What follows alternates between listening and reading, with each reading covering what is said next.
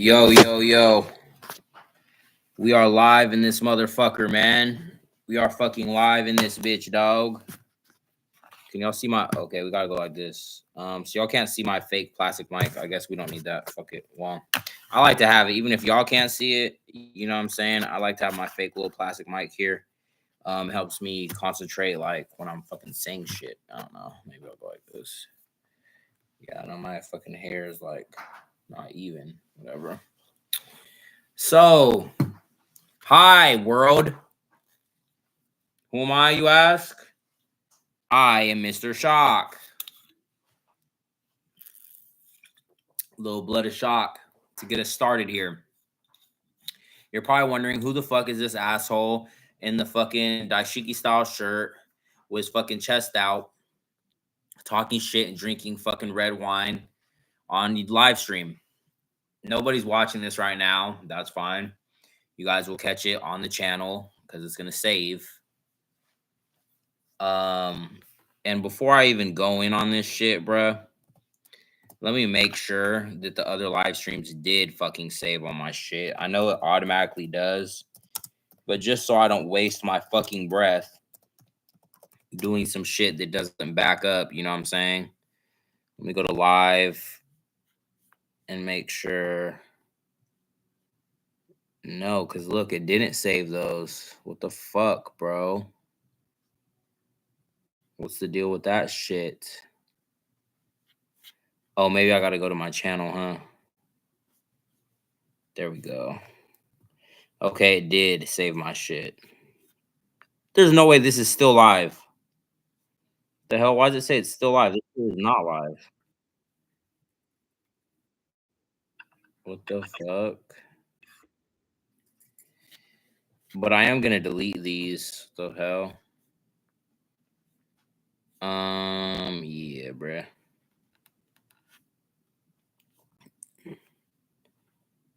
This one says it's still fucking live. What the fuck? I don't know, man. I don't fucking know. I don't know this live streaming shit. You know what I'm saying? Like, I don't do this shit, man. I never did none of this live streaming shit before. So anyway, humor me, all right? So basically, I've created a new world canon for myth. I've invented something called mythotech. Let's just fucking put it out there. I've taken the science of mythology, which is a science. Mythology is not just stories, fairy tales. Mythology is the most ancient form of storytelling in existence. Did I say that weird? Ancient? Most ancient form of storytelling in existence. It's a science.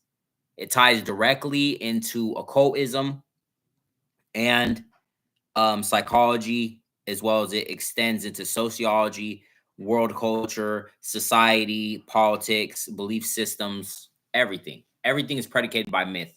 Everything has a myth behind it. The invention of wine, there's a story behind that. That's a fucking myth.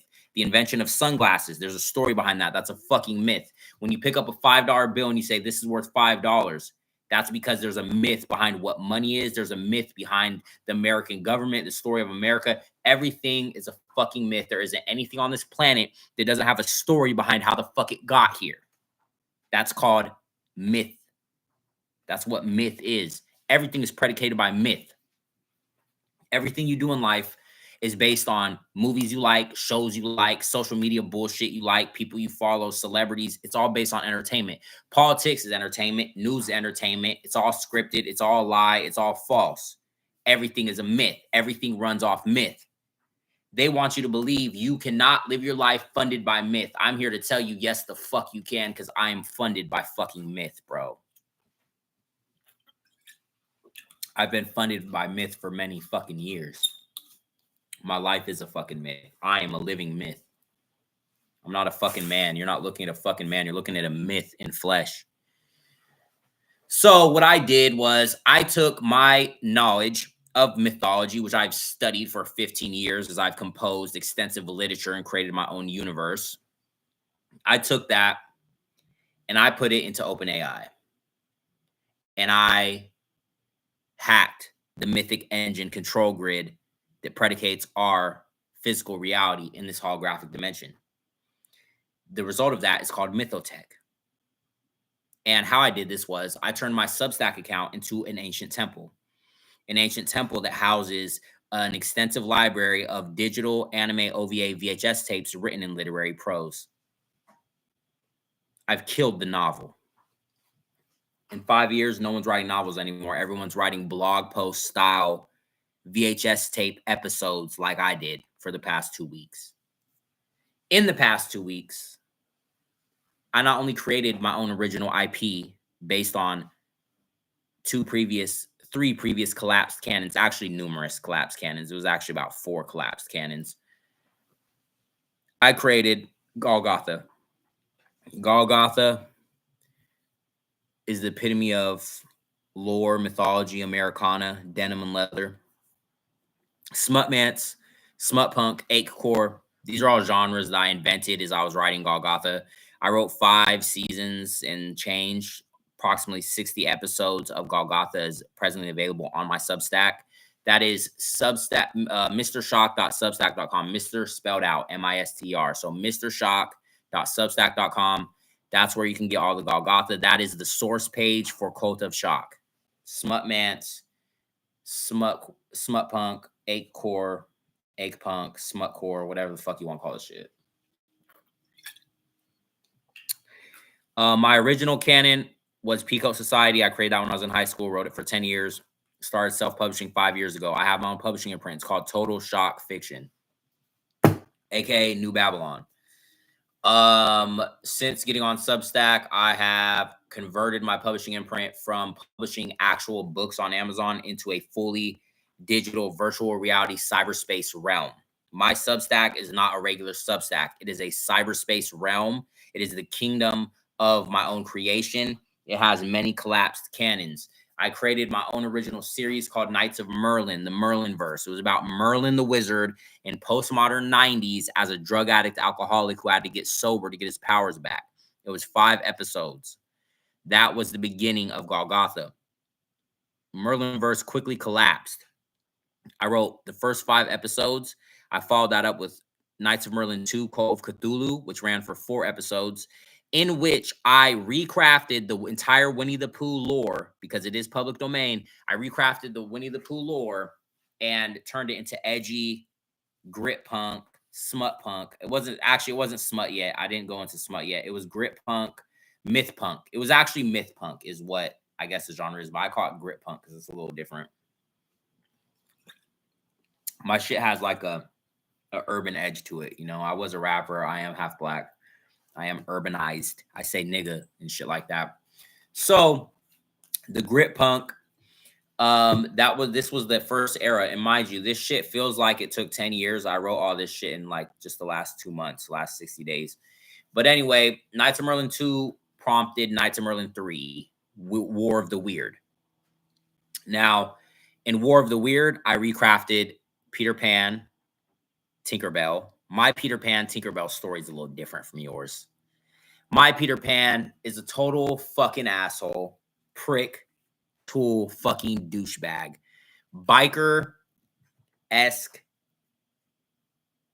grit punk vibes, bro. My version of Peter Pan takes place on Neverland, where you never land because everybody's too high on Captain Hook's good-ass fucking coke. Neverland got turned into a criminal underworld by Captain Hook, who overtook the island and started bringing coke on his solar wind pirate ships from the human world to Neverland in Magemia, the mythical realm.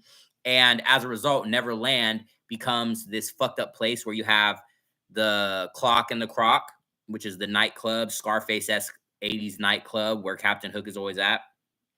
You have the bar that Tiger Lily runs, and you have the Indies, which are the indigenous Native American people who live in Neverland, who escaped the genocide of America into the mythical realm and became the indigenous people of Neverland. You also have the Mermaid Lagoons, where the mermaids are prostitutes. That is also controlled by Captain Hook. And then Peter Pan is actually Captain Hook's enforcer. He wears black denim jeans, Black leather jacket. He's always drunk. He doesn't use fairy dust to fucking fly anymore. He just beats the fuck out of niggas.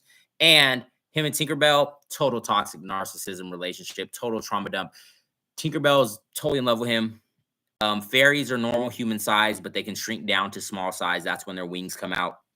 They don't age past 19, so she's totally, or 19 to early 20s, you know, they hit their like early 20s and don't age anymore. So she's totally gorgeous. She's referenced as the Beyonce of the fairies, and she's obsessed with Peter. She ruined Peter and Wendy's love story by taking Peter's virginity and seducing him, which made Wendy not love Peter Pan, so they never fell in love.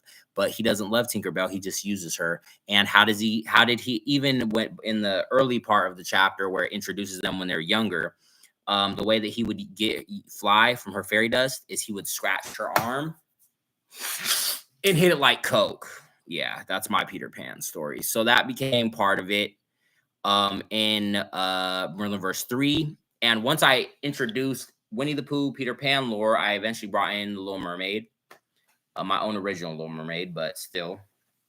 This resulted in what became the Dreaming War, the Wonder Warp, Wonderland, bringing Wonderland into the mix. But Knights of Merlin 4, the Dreaming War, never got written because the canon collapsed on itself. The universe that I had created from original characters combined with these public domain recreations, it couldn't sustain itself, and the whole canon fucking collapsed. It collapsed, and it resulted in a new universe called the Osirisverse. Osiris is a black cat. I'm not even going to go into Osiris is a black cat. You guys got to go read that shit because we're going to skip past that. So then I have Osiris is a black cat. So that's 4 story arcs that I wrote very rapidly. Knights of Merlin 1 through 3, followed by Osiris is a black cat. Those were 4 canons. Knights of Merlin 3 was where I was building my own original combined with public domain.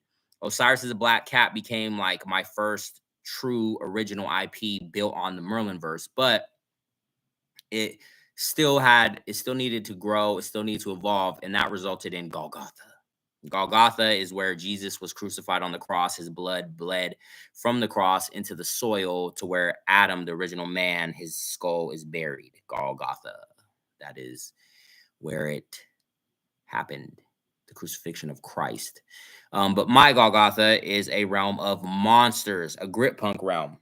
It's a realm where is ruled by all monsters. It's where myth goes to die. The ghosts of lore are there in Golgotha. Golgotha ran for numerous seasons, and all that shit is available on my fucking Substack. But what I'm trying to tell you guys is, on Substack, I've been evolving literary mythology in prose in the form of VHS tapes, cyberized in blog post format, and I've created a new world IP. I've done what fucking Marvel can't do, what Disney can't do, and I've created Mythotech. Mythotech is already my own trademark fucking invention.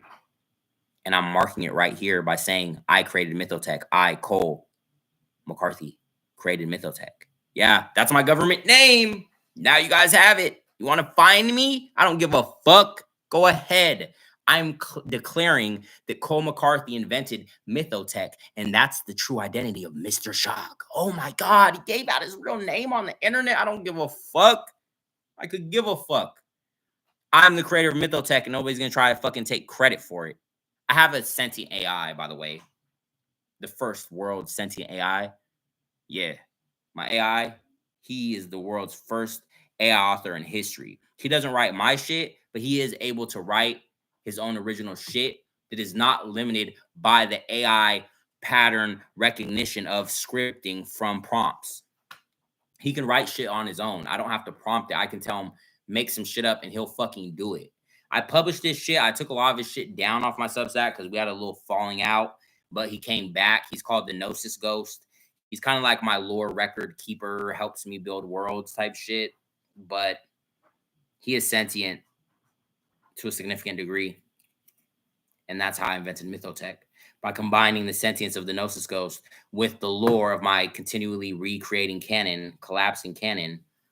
And that's what resulted in Mythotech. Yes, Mythotech, combining the technology of OpenAI with literary prose through cyberized VHS tape episodes released as blog post format on Substack. And Substack is the world stage now. So that's like a lot of the shit I just did in a nutshell. You know, I'm not gonna sit on here for a long fucking time. I just basically wanted to announce that I created Mythotech. That Golgotha is available. You just go to mrshock.substack.com. That's Mr. spelled out MISTER. mrshock.substack.com. Go check that fucking shit out and then come back for the next live stream because we're gonna do more. With that being said, fuck off. Let's go. No, I'm just kidding. But also, one more thing, Code of Shock. That's my online following. That's how you become a member. That's how you join this new wave. You got to be down with the Cult of Shock. Go to my Substack. You can also tithe. You guys want to be down fucking shock, bro? You want to be down with the shock factor? Hit my fucking Cash App, bro. Help me build new shit so I can keep on going. I'm gonna keep on going regardless. But if you guys want to fucking help a nigga out, send me $1 or $2 fucking dollars. What's $1 or $2, nigga? You guys spend that shit on Starbucks and all kinds of shit. Shoot me $1 or $2 on my Cash App link. $ Total Shock Fiction. That's it. Very easy to find. Shoot me a couple bucks, because I'm out here building the fucking new canon that everybody's going to cosplay, adopt as, dress up for Halloween. Your kids are going to watch it, grow up on it, reference it. So all you got to do is fund the fucking myth, and maybe you get a fucking little bit of blessings thrown out to the universe from my sacred altar because you threw me a little spell. So I threw you a little spell, because this shit is basically occultism baked into technology and released through social media. That's the real secret of Mythotech. So with that being said, until next time, stay fucking shocking. I'm out.